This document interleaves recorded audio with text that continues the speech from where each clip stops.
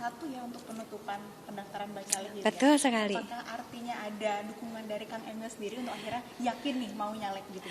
Justru itu begitu ya. Jadi orang pertama yang mensupport saya dan mendukung saya adalah Kang Emil.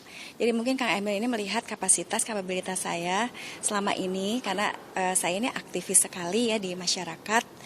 Khususnya memang karena saya setiap hari kegiatannya seperti itu, kegiatan sosial kemasyarakatan.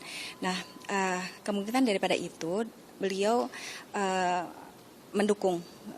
Jadi karena hal itu beliau mendukung dengan luar biasa dan pada akhirnya saya luluh juga gitu seperti itu. Ya insya Allah lah. Dan saya tipe orang yang all out gitu.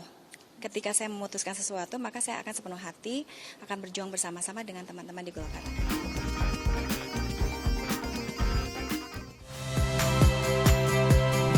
Saya Rahmat Ibrahim.